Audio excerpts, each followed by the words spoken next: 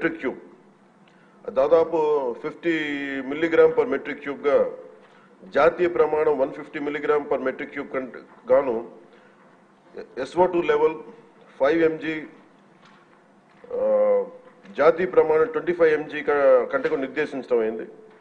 ఈ కఠినమైన నిబంధనల కారణంగా పరిశ్రమలు కాలుష్య నియంత్రణ వ్యవస్థను అప్గ్రేడ్ చేశాయి మరియు గ్రీన్ విశాఖ కార్యక్రమం కింద విస్తారమైన గ్రీన్ బెల్ట్ని అభివృద్ధి చేశాయి.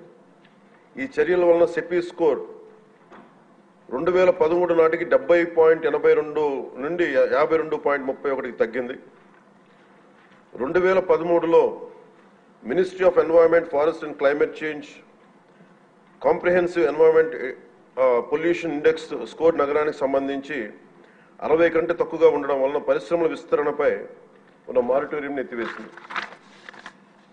కాలుష్యాన్ని నియంత్రించడంలో గణనీయమైన విజయం సాధించినప్పటికీ విశాఖపట్నంలో పరిశ్రమల విస్తరణ కార్యక్రమాల వలన మరియు సంబంధించిన ధూళితో కూడిన సరుకు రవాణా, కార్గో రవాణా మొదలైన తదనంతర కార్యకలాపాలు వాయు కాలుష్యం పెరగడానికి కారణమైనాయి.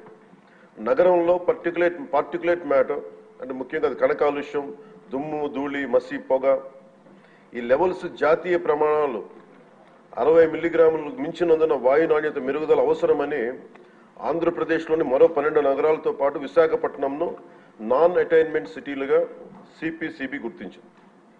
సిపిసిబి జీవీఎంసీ, జిల్లా పరిపాలన, రవాణా శాఖ, పరిశ్రమలు, పౌర సరఫరాల శాఖ వంటి సంబంధిత భాగస్వామ్య శాఖల సమన్వయంతో APPCB national clean air programme కింద నగరంలో వాయు కాలుష్య స్థాయిలను తగ్గించడానికి కార్యాచరణ ప్రణాళికను రూపొందించింది.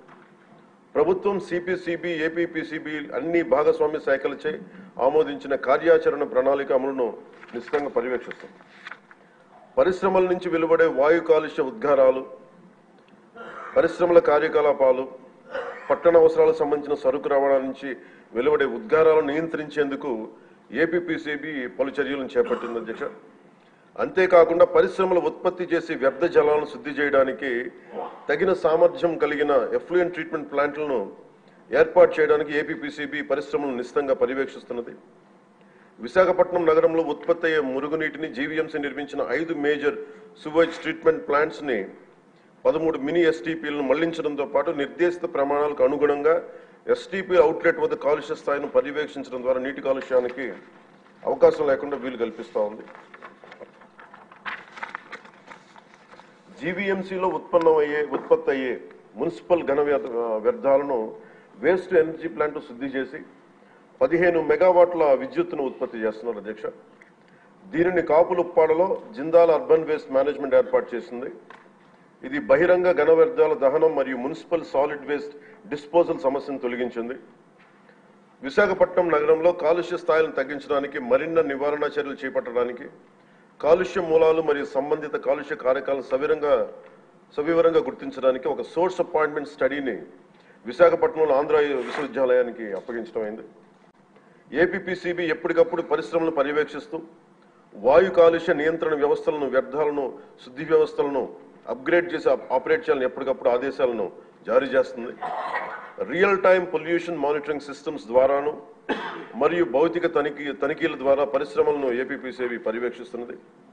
ఈ చర్యల యొక్క వివరాలను అనుబంధంగా సభా సమక్షంలో ఉంచడమైంది. పరిశ్రమల పర్యావరణ ఆడిట్ వ్యవస్థను కూడా ప్రభుత్వం ఏర్పాటు చేయనుంది. పరిశ్రమల్లో పర్యావరణ ఆడిట్ నిర్వహించడానికి భారత ప్రభుత్వం పర్యావరణ మరియు అటవీ మంత్రిత్వ శాఖ 2024 జనవరి 29న ఒక ముసాయిదా నోటిఫికేషన్ జారీ చేసింది. పర్యావరణ సుస్థిరత మరియు పరిశ్రమల వృద్ధికి నిబద్ధతలో భాగంగా పర్యావరణ చట్టాన్ని పాటించేలా చూడటానికి మరియు మెరుగుదల అంశాలను గుర్తించడానికి ఏపీపీసీబీ పరిశ్రమల్లో క్రమం తప్పకుండా పర్యావరణ ఆడిట్ నిర్వహిస్తున్నది. పరిశుభ్రమైన పర్యావరణ లక్ష్య సాధన కోసం ప్రజలతో సహా సంబంధిత భాగస్వాములందరినీ చైతన్యవంతం చేయడానికి ఆంధ్రప్రదేశ్ పొల్యూషన్ కంట్రోల్ బోర్డు మరియు ప్రభుత్వం చిత్తశుద్ధితో కృషి చేస్తున్నాయి. స్వచ్ఛమైన గాలి, స్వచ్ఛమైన నీరు, భవిష్యత్ తరాల శ్రేయస్సు కోసం సురక్షిత పర్యావరణ పద్ధతులతో రాష్ట్రాభివృద్ధి కట్టుబడి ఉన్నాం. ఈ సందర్భంలో ఈ American red Indian chief Seattle, స్థానిక అమెరికన్ చీఫ్ ఆఫ్ సుక్వామిష్ మరియు దువామిష్ ట్రైబ్స్ ఈ కింద విధంగా ఉదహరించిన ఒక సందర్భంలో, the earth does not belong to man, man belongs to the earth. We don't inherit the earth, but we borrow it from our children. ఆయన మాటలు సమస్త జీవరాశుల పరస్పర అనుసంధానాన్ని, భావితరాల కోసం ప్రకృతి ప్రపంచాన్ని గౌరవించడం, పరిరక్షించడం యొక్క ప్రాముఖ్యత